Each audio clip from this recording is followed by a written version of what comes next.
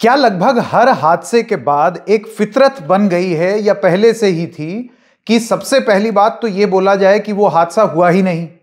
उसके बाद जब एकदम ऑब्वियस हो जाए कि अब इसको छुपा भी नहीं सकते तो फिर आप ये बोलें कि नहीं, इतना बड़ा हादसा नहीं था जितना बताया जा रहा है, भ्रम फैलाया जा रहा है, ये रूमर्स हैं, अफवाह है, इस पर आप बात मत मानिए, इस पर यकीन मत कीजिए।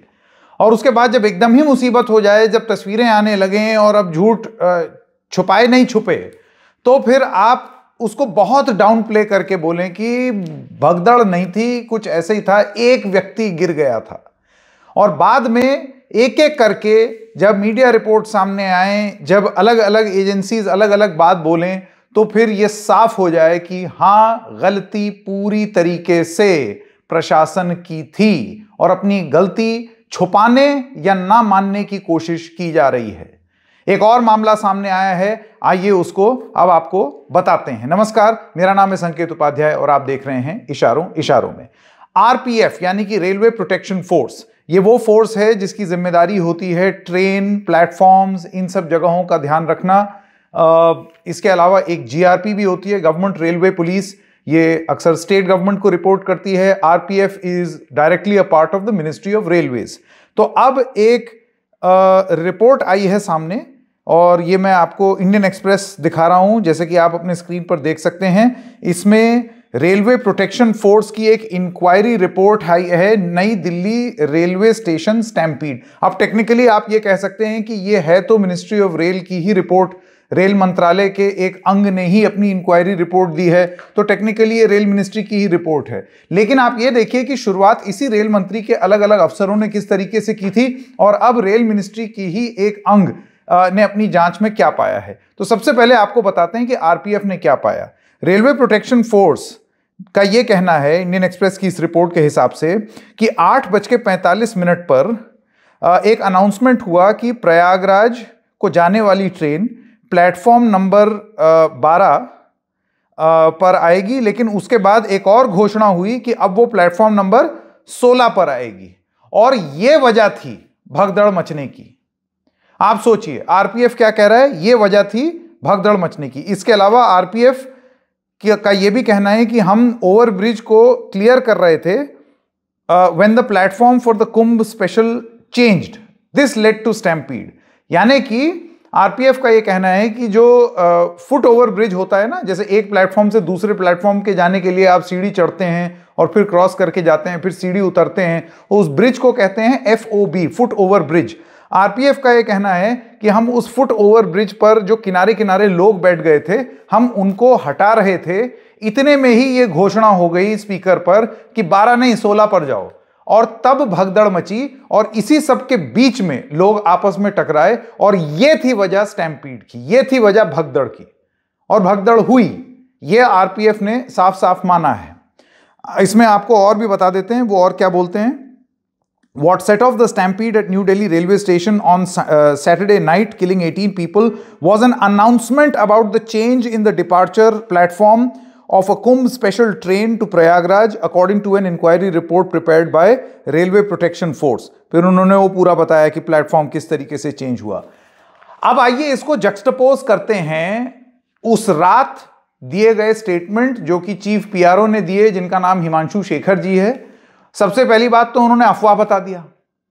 दूसरी बात, इतना बड़ा हादसा हो गया सैटरडे रात को, बड़े बड़े अफसरान जो थे रेलवे के, अमर उजाला की रिपोर्ट के हिसाब से वो थोड़ा चिल मोड में थे, सैटरडे नाइट, तो सैटरडे नाइट मोड में थे, वो आए ही नहीं, अपने घर से ही बाहर नहीं निकले।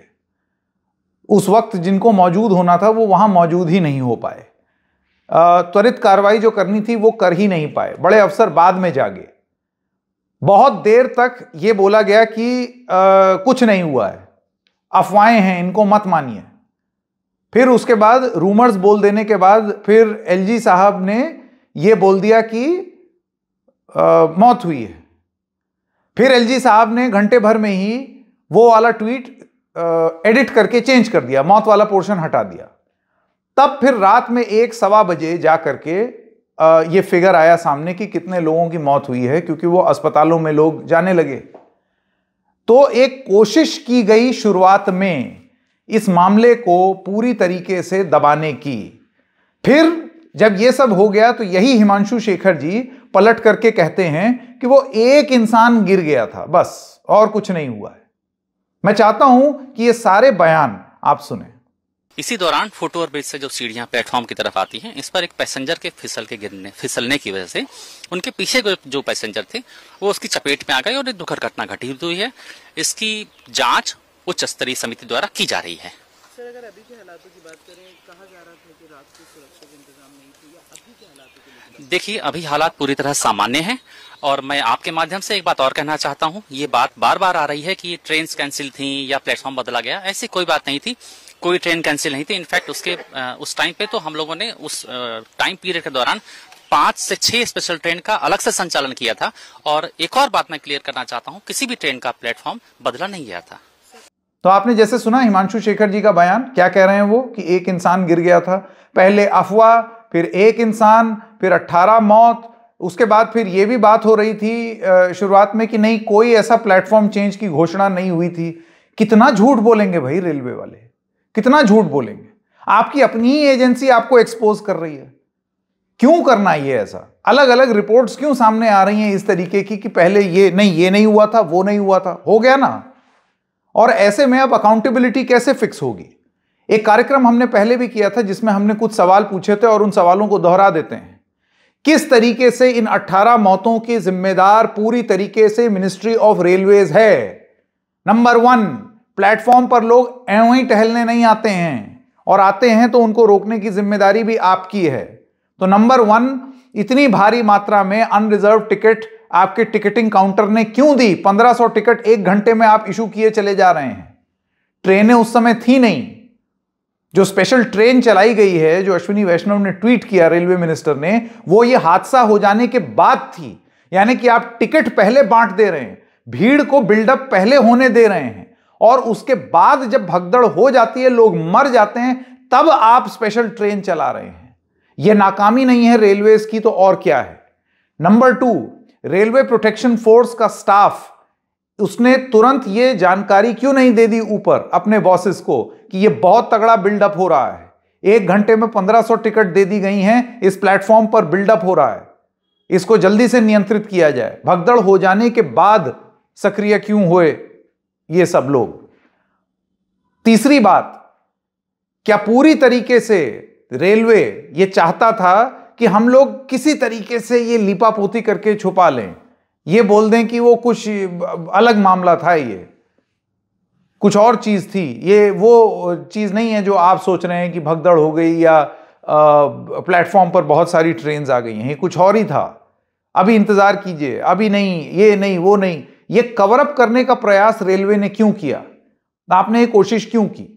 चौथी बात, जब इस तरीके का बिल्डअप हो रहा है, जब इस तरीके का ट्रैफिक आ रहा है, आपने पीछे से आने भी दिया है, ये बेसिक साइंस बताती है कि वो लोग किसी ना किसी प्लेटफॉर्म पर कन्वर्ज करेंगे। कुंभ चल रहा है तो प्रयागराज आने की ट्रेन्स पर कन्वर्ज करेंगे। प्रयागराज जाने वाली ट्रेन्स 12, 13, 14 इस प्लेटफॉर्म में ही क्यों थी? एक ट्रेन अगर आप प्लेटफॉर्म नंबर 1 पर करते, एक 6 पर करते, एक 16 पर करते, तो आप फैला देते इसको, क्राउड को। ये क्राउड कॉन्सेंट्रेट नहीं होता, ये क्राउड फैल जाता। क्राउड मैनेजमेंट के टिप्स मुझे नहीं लगता है कि हमको रेलवेज को देने की जरूरत है, क्योंकि रेलवेज, जैसे कि हम लगातार कहते आए हैं, एक दिन में इतने लोग ढोता है सामान्य स्थिति में जितनी ऑस्ट्रेलिया की पूरी आबादी है। तो इतना क्राउड मैनेजमेंट करने वाली रेलवेज को क्या इतना नहीं मालूम है कि किस तरीके से you stagger the crowd, you stagger the trains. आप डीले कर दें, डीले से मेरा मतलब अलग अलग जगह पर, एक इस प्लेटफॉर्म पे, एक थोड़े कुछ प्लेटफॉर्म छोड़ के कुछ और प्लेटफॉर्म, अगर आप सारी ट्रेन्स एक साथ बंचअप करेंगे और लास्ट मिनट में ये प्रयास करने की कोशिश करेंगे अनाउंसमेंट करने की, तो फिर तो भगदड़ मचेगी। तो ये पूरी तरीके से रेलवे की जिम्मेदारी थी या नहीं थी जिसमें वो चूक गए। और हां, आखिरी बात, आप ये बताएं कि जिस तरीके से ये ट्रेन्स चलती हैं या पूरा डिसीजन होता है, ये सब एडवांस में प्लान क्यों नहीं हुआ? ये सारी प्लानिंग एडवांस में क्यों नहीं हुई? स्पेशल ट्रेन्स एडवांस में क्यों नहीं चली? टिकट्स एडवांस में क्यों नहीं दी गई?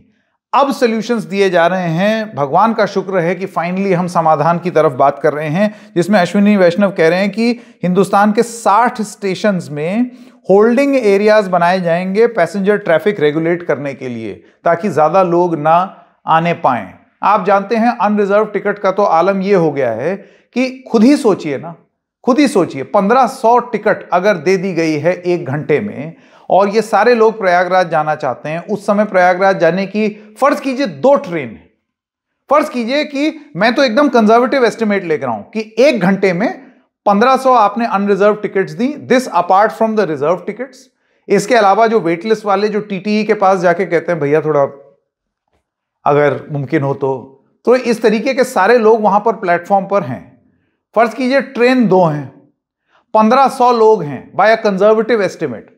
हम इसको डबल भी नहीं कर रहे हैं क्योंकि ये 1 घंटे का फिगर है, हो सकता है 2 घंटे में और ज्यादा हो। 1500 लोगों में 2 ट्रेन अनरिजर्व्ड का मतलब यह हुआ कि पर ट्रेन जो जनरल कंपार्टमेंट है उसमें 750 लोग भेड़िया धसान होंगे, ठसेंगे।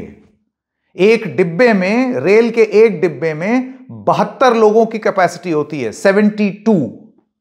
आप चाह रहे हैं कि उस एक डिब्बे में 72 की जगह 750 लोग जाएं, 10 गुना ज्यादा। यह कौन सा टिकटिंग साइंस है भाई? यह किस तरीके की टिकटिंग साइंस है? आप क्या सोच रहे थे ये टिकट देने से पहले, अनरिजर्व टिकट?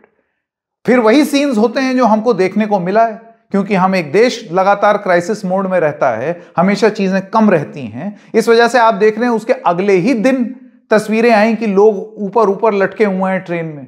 यहां से लेकर के प्रयागराज तक लोग एक ही जगह बैठे बैठे जाएंगे। हालत सोचिए जरा, ये किस तरीके की व्यवस्था है। हादसा हो जाने के बाद स्पेशल ट्रेन चलती हैं। अब बोला जा रहा है कि वेटिंग एरिया या होल्डिंग एरिया बनाया जाएगा। इसको आप कैसे रेगुलेट करेंगे? कौन वो आदमी होगा जो होल्डिंग एरिया में रुकना चाहेगा? होल्डिंग एरिया के चक्कर में ट्रेन छूट गई तो इसके पीछे की गणित क्या होगी? इसको आप मैनेज कैसे करेंगे? रेलवेज को, खास तौर से जहां बहुत ज्यादा डेंसली पॉपुलेटेड है, बहुत मुश्किल काम है, मैं मानने को तैयार हूं। बहुत ज्यादा मुश्किल काम है लोगों को हिंदुस्तान में। सोचिए पूरे ऑस्ट्रेलिया को आप एक दिन में, और अभी तो उसका मेरे ख्याल से जस्ट डबल ही हो गया होगा, इतना क्राउड है। तो इतने सारे लोगों को मैनेज करना अपने आप में बहुत मुसीबत वाला काम है। लेकिन जब आपने ये चुनौती ली है, आप उस कुर्सी पर बैठे हैं, आप वो काम कर रहे हैं, तो सवाल भी आप ही से पूछे जाएंगे। आप ये नहीं कह सकते हैं कि इसकी, क्योंकि इतना बड़ा चैलेंज है इस वजह से इतना बहुत तो होता रहता है। नहीं हो सकता। एक भी हादसा बहुत ज्यादा बड़ा हादसा है। तो ये पूरी तरीके से अब क्या ये मामला बन गया है जिसमें रेलवेज ने पहले बात छुपाने की कोशिश की, लेकिन छुपाना भी नहीं आता।